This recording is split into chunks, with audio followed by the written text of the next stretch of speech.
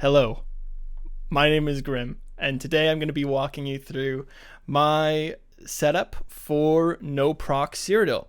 No-Proc Cyrodiil has been really awesome. Sorry this took a while, it's because I keep changing it. I went out into Cyrodiil, played around with it, and I thought I had a good build, but then I decided I really needed more defensive mechanics, stats, whatever, built in, and so I kept kind of changing things around and reevaluating what I thought was important, and I kept going through different revisions of CP. I didn't want to give you guys CP that I disagreed with, and I didn't just want to put it in a spreadsheet. I wanted to be able to tell you about what I actually liked and didn't like about the new CP system. So here we go. First, I'm going to jump right into what I'm wearing, explain why I'm wearing it, and then I'll show you my CP, and we'll just go from there, right? Then if you have any questions, you can leave it in the comments below. So first of all, I'm wearing Hundings on the body. I'm wearing 5 Hundings. Hundings doesn't seem like it would be the best set. It's kind of unassuming. It's very old, and it kind of shows. Like, the max stat on the set is not fantastic. And when they nerfed weapon crit, I was kind of thinking, oh, dude, Hundings is going to be even worse because weapon crit is so low. Why would I want to build into a stat like weapon crit when I could get max stat or damage or anything else, right? But it turns out weapon crit is extremely important because crit damage is way higher. It's insanely good. When you're flanking, especially with the new CP, you can get some pretty hilarious damage peaks. And part of that isn't just that your crit damage is really high, but it's that people's crit defense, their crit resistance, is really low. The base amount has been lowered, and the amount that you get from impen, actually I don't really know if the base amount has been lowered. I think it has, but the amount that you get from sets or lines is much reduced, and people have kind of, I think, undervalued how important the crit resistance star is. So that has all led to a meta where, at least in these early stages, crit is really important. So Hundings ended up being a really good choice. So I'm running 5 Hundings on the body, and there are a few other options here that I'll talk about. But first I want to get into the jewelry. I am running 3-piece endurance. Well, kind of 4-piece endurance. I've got 2 jewelry. That way when I'm on the front bar, I still have that 2-piece endurance buff up, because losing 2k health when you bar swap kind of sucks. So no. So I have 2-piece endurance, and then I've got an endurance bow on the back bar, and that is giving me another 618 health recovery when I'm on my back bar. That's a lot, and I'm going to kind of show you how high that can get here in just a moment.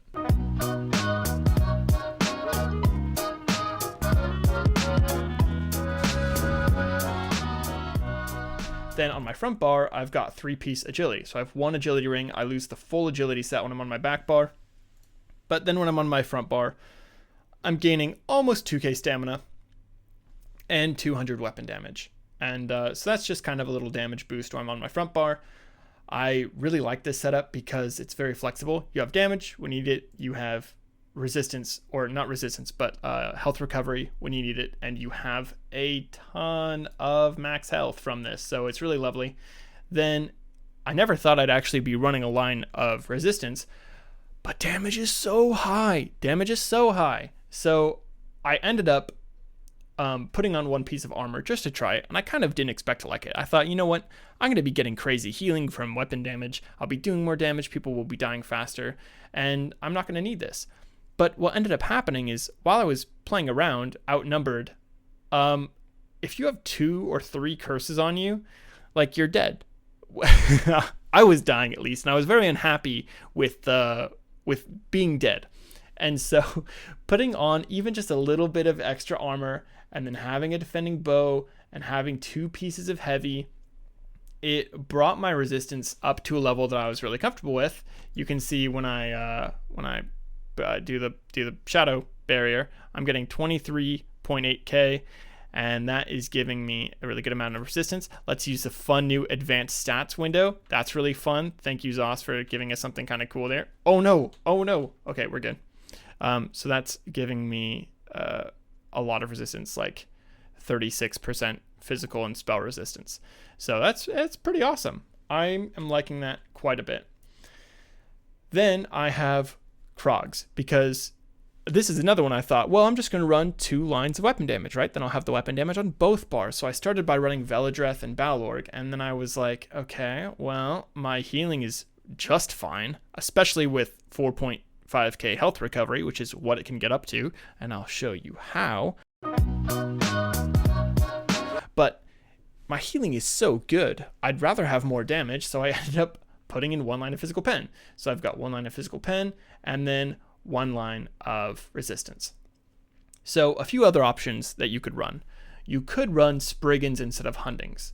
This would give you a tiny bit more outgoing damage. You'd lose a little bit of healing on your back bar because you wouldn't have Hundings on your back bar. You'd have Spriggans, which means a smaller vigor tooltip, and you'd lose some crit chance. Crit chance, again, really important in this patch. So I didn't really want to lose 2 lines of crit chance in exchange for 2 lines of max stam.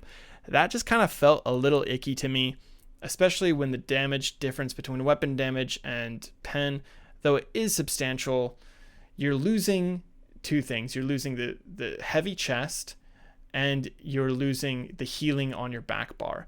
And since my problem this patch hasn't been damage feels really good. The main problem has been surviving 3 curses, which is annoying to do on its own. So for that reason, I think the heavy chest and having a little bit of extra healing on your back bar, even though healing is so good, that is the preferred method for me right now. Another good option would be Leviathan. Leviathan is, I think you can still use it, right? You can still use it in this patch, I believe. Maybe double check that, but I'm pretty sure you can. Leviathan should be really good. I haven't actually used it because I don't have a full set of it, and man, I can't be bothered to grind when Cyrodiil is so fun. I'm having more fun than I've had in probably years, like 1vxing. Balance feels good. Leviathan is awesome though. I really appreciate that, and I think people are going to like it. The crit that you get is awesome for healing and damage. Crit chance is kind of difficult to get, so it's wonderful to have. Yeah, that's pretty spicy. Leviathan, really good. You're not losing as much damage as you would be if you were running Spriggans, and all you have to do is run a heavy head and shoulder instead of heavy chest and pants. The pants don't matter. Shoulder, head, and pants are all the same amount of resistance, so whichever one of these is heavy doesn't actually matter. It's just the heavy chest that you're losing. But because Leviathan, you have to run 2 monster sets, so you're going to be running 5 medium Leviathan and then 2 heavy pieces, head and shoulder. So that's another really good option. In fact, that might be the best option, but Hundings is so nice because it's super accessible. I already had a full gold set of it, and it's already all Tri-Glyphed, so it costs a whole lot less, and there's no grinding involved. You can just make it, or you can have a friend make it, or if you're a player who's coming back, you probably have like 40 pieces of it just laying around. So it's really nice. But if I wasn't running this, I'd probably be running Leviathan. It's a close one. If you have a full set, just try it. I'm sure you won't hate it. But I've tried everything for monster sets. I've tried like every combination, and I have just really ended up enjoying 1 line of armor, 1 line of pen. It feels extremely well-rounded. The whole thing is way stronger than I thought it would be. Damage just hasn't been an issue. The defense on this is really good. The healing is great. And so I'm very happy with that. Just to show you some kind of numbers here, because numbers do matter in the end, even though I like to deny it a little bit. I'm using our Tam Takeaway Broth and the Serpent Mundus. Serpent Mundus is great because it's one of the most efficient Munduses out there. It gives you a lot more recovery than you would get out of a damage Mundus, for example. And normally, last patch what I was doing is I was not running the Serpent, and instead I was running a set that gave me recovery, and then I was using the Warrior with a bunch of Divines pieces. This patch, Divines doesn't feel quite as good, and the reason is I really want Impen. I want Impen and Well Fitted, and it's way harder to get both Impen and Well Fitted in any kind of substantial quantities when you're running Divines, right? Obviously. So I dropped all my Divines pieces, and I picked up the Serpent again, and I've really been enjoying it. It's giving me quite a bit of recovery. 2100 unbuffed is plenty, and this has been really comfortable for me. Let's see. Man, I'm only at 387. Let's go over CP really quickly, because that's something that normally I just put in the spreadsheet, but people are going to actually want to know what my CP is here. So I'll start with the slottable things, and then we'll move from there. The green tree doesn't really matter that much. We're going to cover it really quickly. This is actually my biggest gripe with the CP system. I don't like this green tree, and the main reason is I don't want to have to choose between being a flower picker and being an item deconstructor, because having fast horses and moving quickly outside of combat and like not using potions as often, these are all huge bonuses. I don't want to give these up. So why do I have to choose between slotting Plentiful Harvest and Meticulous Disassembly? That feels really tedious to me, and it's very annoying to have to swap these back and forth, and it's free to do. But like, why couldn't this be a passive? Why couldn't this be a passive? Like, this is crafting stuff. Like, I don't know. I don't get it. It's really annoying because it's a chore to have to open my menu every time I want to deconstruct an item. And I even forgot to do it today. I was deconstructing items for like 20 minutes earlier, and I absolutely forgot to put in Meticulous Disassembly, and that's just a waste, and it just takes many time. It sucks. Anyways, let's get on to the juicy bits here. So I went for a mostly damage orientation, but my most important CP, I think, is Resilience. Resilience gives you 660 crit resistance, which nowadays is equivalent to 5.5 pieces of gold impen armor. So it's a pretty substantial increase to your resistance to criticals. And since criticals are hitting really, really hard right now, you should probably run the star. It's really good. Trust me, it's good. You'll feel the difference immediately. Trust me. I mean, it's good. I put this on. I was blown away by the amount of, like, 660 doesn't look like a lot to my eyes, which are well trained by the previous year of patches. But after I was looking at my crit resistance before and after, I was kind of thinking, maybe this is the only way to play. Then, okay, on the other side, we got Backstabber, 15% crit damage done. That's pretty juicy while you're flanking. But flanking is a weird mechanic, and it seems to be happening all the time, inexplicably, even when you're not behind them, even when you're not really beside them. Who knows how flanking works, but having 15% crit damage done half the time, quarter of the time, either way, this is really powerful. Then you get 10% crit damage done all the time, so that's pretty juicy. I think everyone's looking at that and going, yes, please. If you're a Nightblade, yes, please. And then, of course, Deadly Aim, because we're all, single target abilities. So 10% damage to single target. Yes, obviously. The rest of it is just kind of passive stuff. Yes, you want 640 base crit chance. Yes, please, of course. A little bit of stamina when you can get it. I'm working on that. Now I have to grind CP, my new favorite hobby. In here, I did end up going for Mighty with a little bit of Battle Mastery. I'm not really sure about these, but they're so small anyways that it's not worth like sweating over. Now here's kind of the juicy surprise. The most OP star in the entire CP tree is Strategic Reserve, 30 health recovery for every 10 ultimate. Are you kidding me? So what you're saying is that I can get 1500 unbuffed health recovery just by having a max ult, which on a Nightblade is like surprisingly easy to do.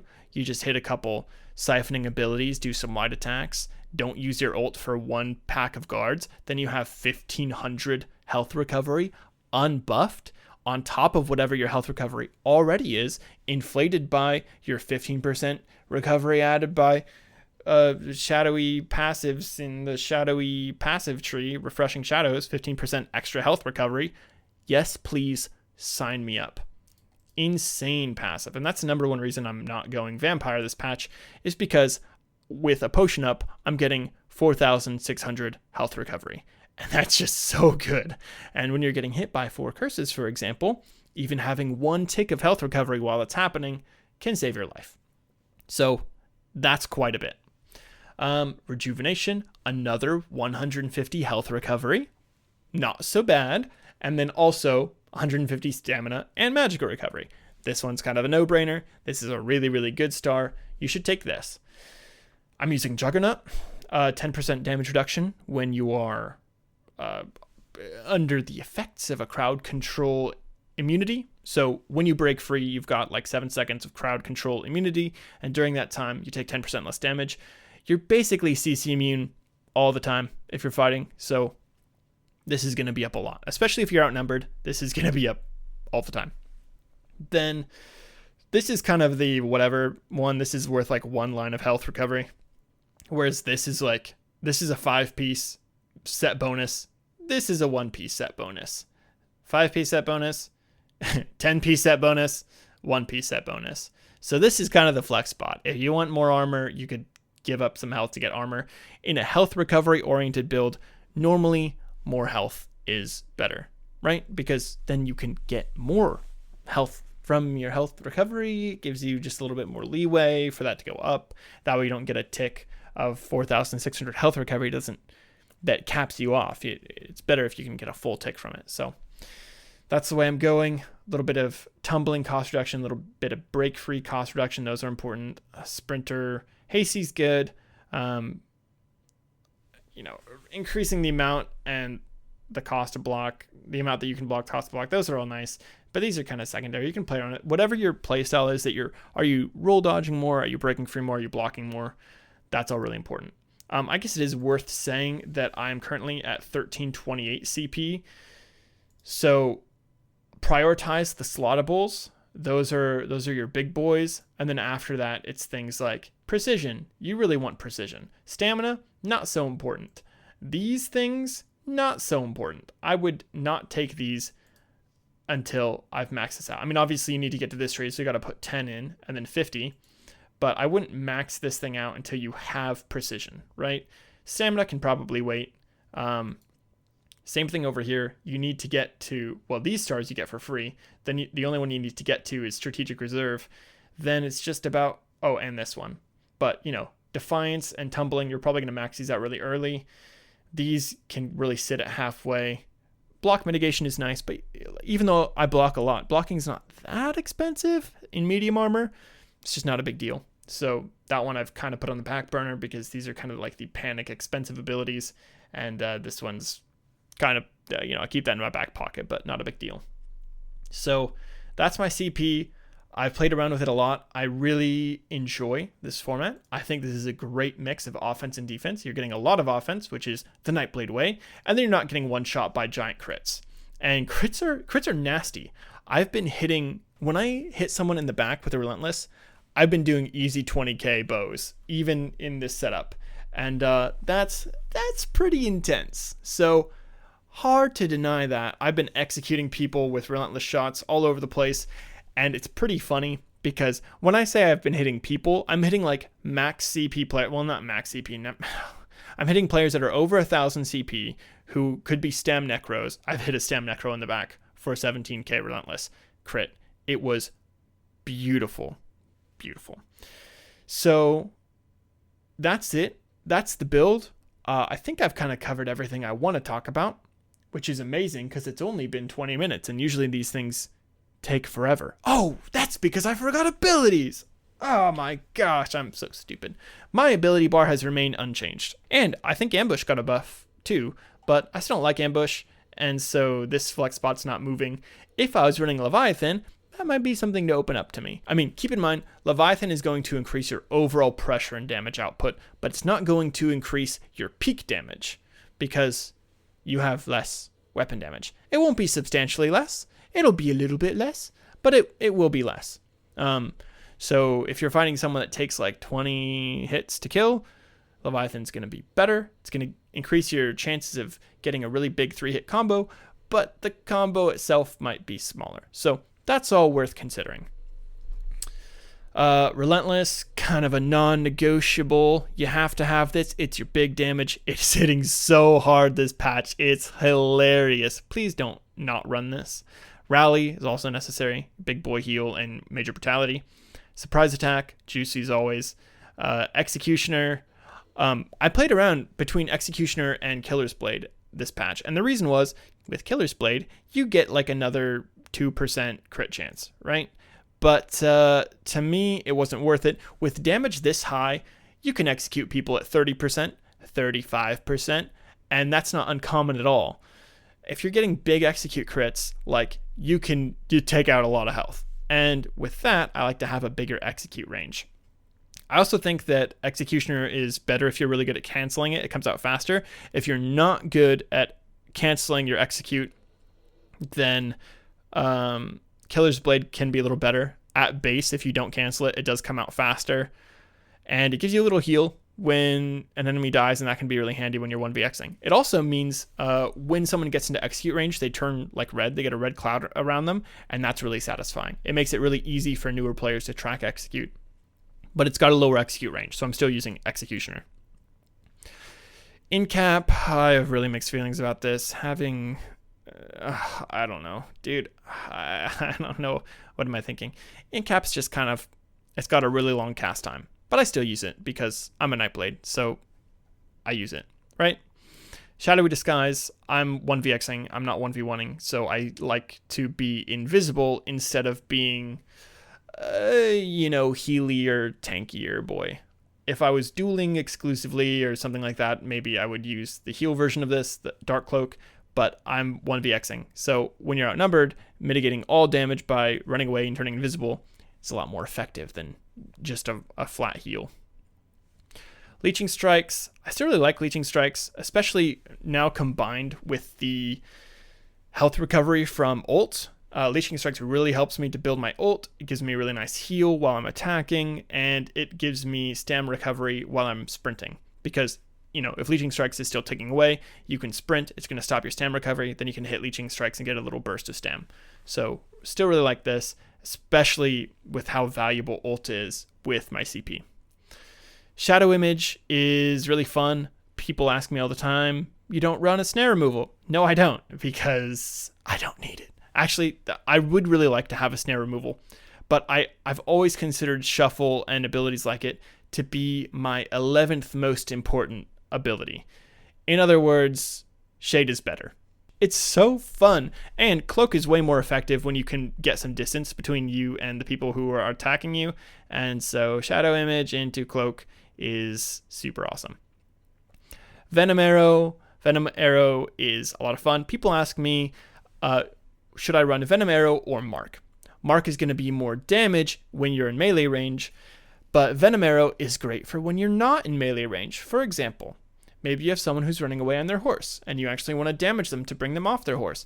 Venom Arrow is the better pick. Maybe someone is rezzing an opponent, and you need to interrupt that res without standing in a Destro ult. Venom Arrow is the better pick. Maybe you have someone who's really, really weak, and is just out to get away from you, and you can't damage them, but you just need that little more damage to kill them. Venom Arrow is the better pick. So, less damage, more utility. I choose Venom Arrow. But that's technically it's a flex spot. Like, it's not a big deal. Some people get really picky about which abilities they run, and who cares? Like, run the abilities you really love. Like, don't argue with me about it. Just do what you want. I don't care what you run. Resolving Vigor, stronger than ever because we have so much damage on our back bars when in the past we really didn't. So this is awesome. Let's see. And then Temporal Guard.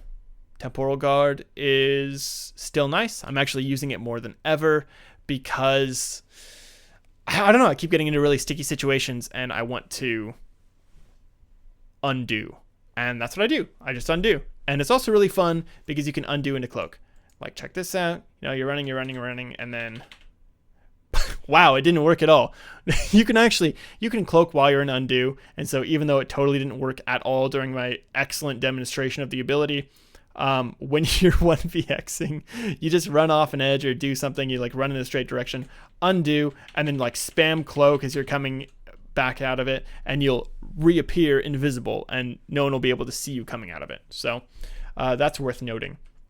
Oh, one other thing that is worth noting that I'm not sure, maybe you guys don't know about it, but this is kind of a big deal. So I don't know if this was an intentional change or not. I didn't read the patch notes very carefully because I didn't have a lot of hope in them, so I was just going to figure it out for myself. But here's something interesting. Stealth detection, like passive stealth detection. If there's someone stealth here, in crouch, and you walk up on them, they pop out of stealth because you can see them because you're right next to them. That now applies to Cloak. So if someone comes up on you in Cloak and charges a heavy attack, you can actually see them like for a second. So I've had guys, I've just been standing in Cyrodiil, just hanging out, and then suddenly there's a Khajiit behind me, just kind of like popped out of stealth, like he's still dark, so clearly no one else can see him, but I can see him. He looks just like this, and he's charging up a heavy attack, so I just like roll dodged backwards, and he's like, ah, and he freaked out and ran away, and just like cloaked, because he thought I was some sort of wizard, and that I was going to kill him, which I probably would have killed him. But it was like the most bizarre thing, and I realized, oh my gosh, you can see people in stealth. So I tested it, and yes, you can actually see people in cloak. So be very careful about heavy attack gank builds. They're going to be a little bit less effective, and just be aware that even when you're cloaked, people can see you if you stand right next to them and just hang out there for a little bit. So be very careful of that. Very careful. Yeah, pro tip. Not sure if that was intentional. Not sure if everyone knows about that and it's just me, but everyone I've told has been surprised so far, and then they've went and tested it and been like, you're right. So, there we go. There's a little bit of witchcraft for you. Okay, one thing I wanted to cover before the video ends is why I am running 3 infused weapon damage and no Bloodthirsty. I know a lot of people like Bloodthirsty this patch because we do have so much extra damage for healing and for damage and for whatever. They gave us a lot of base weapon damage. So why not use Bloodthirsty? Well, let me tell you a little bit about that. And I just found this little error. Let me just percentage, not percent tag. Anyways, so I like to visualize things like this because it can be difficult to imagine when you're just looking at numbers and you're trying to imagine like what they're going to look like and how they're going to play out. I find graphs are really helpful for this kind of thing. They're not absolute, but they can help you sort of visualize the numbers. First, we have to understand what Bloodthirsty and Infused do. Bloodthirsty increases your weapon and spell damage against enemies under 90% health up to 350 damage.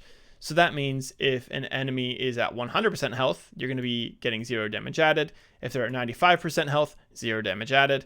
And then once they hit 90, you're doing 18.5 additional weapon and spell damage, all the way up to 350 when they're at 0% health, right? So that's what Bloodthirsty does.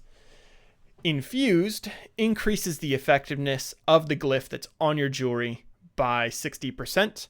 In the case of a weapon damage glyph, which is what I'm using, it increases your damage by 104. Both of these are actually affected by buffs like major and minor brutality. You can't actually see Bloodthirsty on your stat sheet because it's only damage added against enemies. It doesn't heal you. It's not weapon damage. It's just damage added against enemies. And that's kind of important for this graph. So let's go through it. First of all, again, Bloodthirsty is only adding damage against your enemies, and it adds a lot, but it only adds damage against your enemies. Infused gives you 104 damage for attacking enemies, and it gives you 104 damage for healing yourself. So in my mind, if I'm going to be giving up healing for damage, I would really like, unless I'm min-maxing damage, like I'm a PvE DPS, right? Unless I'm min-maxing damage, the damage added for me should be about double, because I'm giving up my healing completely. So I got 1/2 for damage, 1/2 for healing. I want double damage then, or close to it, right? That's kind of the way I look at it, because in PvP, I heal myself. If I'm outnumbered, healing is really important. And especially in this patch where damage is so high, being able to shoot your health back up is really, really nice. So don't underrate damage. There are some classes that actually get healing from damage done. And in that case, there's more of a case for Bloodthirsty. I could see Magicka DK, maybe Mageblade, both running 1 or 2 pieces of Bloodthirsty, or maybe in the case of like a dueling spec Magicka DK, you're going to run all Bloodthirsty. But I'm a Standblade, so I keep that in mind as you show this to your friends or whatever. Okay. So this is the zone between 100 health and 70% health. You're actually doing worse damage than Infused because you haven't ramped up to enough damage to actually beat out Infused damage. So in this zone, Bloodthirsty is terrible because it's supposed to be a damage modifier, but it's worse damage than Infused, right? It's not even close to double, which is what I want out of it. It's worse. And so essentially you're getting no benefits over Infused because you're doing less damage and you get no healing. So in my mind, this is like worth 208 victory points, and this is worth 0.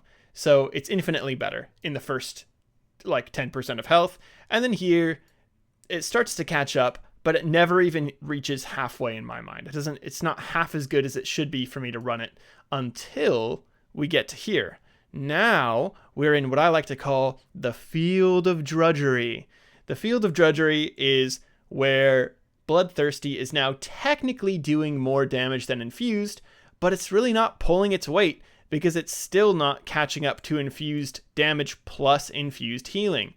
And that's a big deal, like, because you're giving up healing to get this trait. So, like, is 184 damage worth giving up 100 damage and 100 healing? I don't know. I mean, up to you. It might be. If you're min-maxing for just damage at 45% health, Bloodthirsty might be better. But, you know, when we're talking about, like, fighting enemies in open world, especially when you're 1vxing, the goal is to be running away, kiting, doing whatever, putting a little bit of pressure on somebody, and then blowing them up. Normally, if you're blowing someone up, you're blowing them up from 70% health. So if I hit someone with an in cap at 75% health, I'm better off with Infused. Now, if I hit them with an in cap at 45% health, I'm better off with Bloodthirsty, but I might not be alive because I have given up healing, right? That's just something that you have to consider. That is a possibility.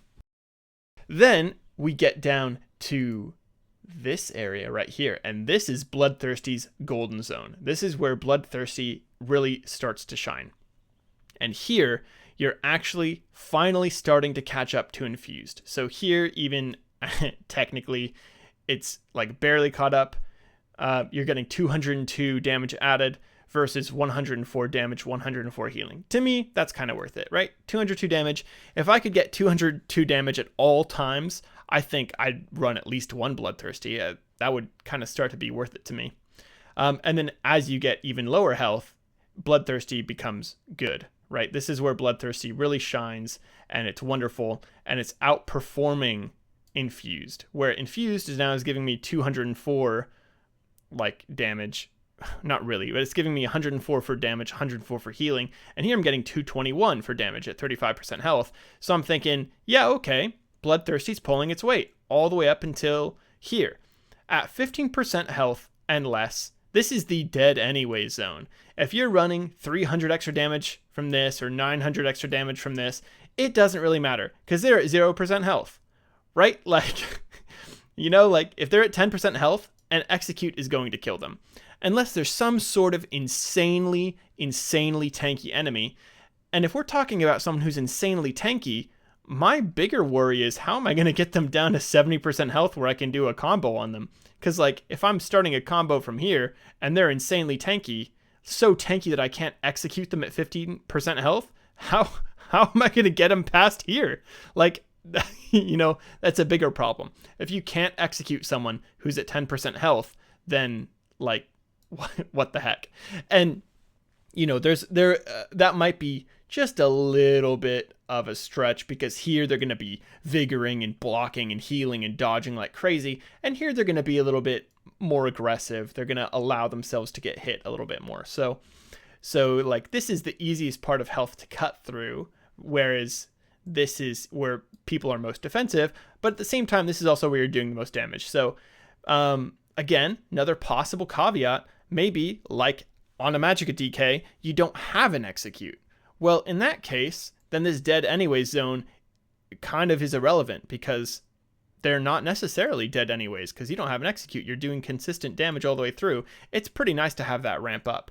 So on a Magicka DK or some sort of dot pressure build, this doesn't necessarily apply. But I'm playing a Nightblade and I am running an execute, and I don't plan on not running an execute.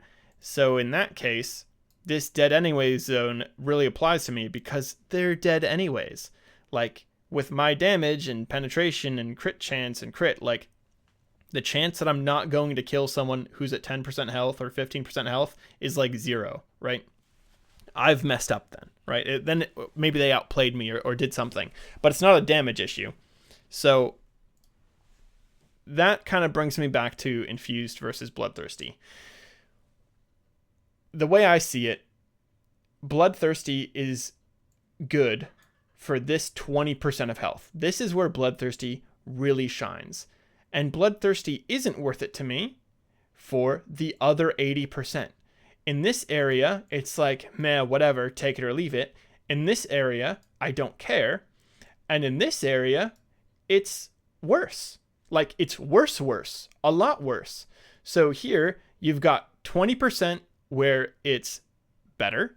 You've got 30% where it's worse.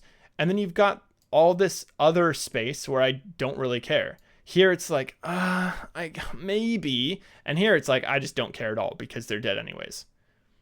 So hopefully that kind of helps to explain why I prefer Infused over Bloodthirsty. A lot of people are going to say, well, I prefer Bloodthirsty still. I've looked at this graph. This makes sense to me. I get it, but I'm more concerned about this area here. And that golden zone sounds pretty golden. And that's great. That is no problem with that at all. But now you know what you're getting into, right? Here's where like Infused is just better. Here is where Bloodthirsty's better. But below 20%, I just don't care. Like, they're the same because people are dead, right? So this is where Bloodthirsty's better. And this is where Infused is better in my mind. Anyways, that's actually all I have. So I'm going to end the video here. Let me know if you have any questions. I like to answer the comments, and you know, I stream all the time. So Monday, Wednesday, Friday, come check me out, come hang out, and we'll have a good time. Cool. Okay. Bye.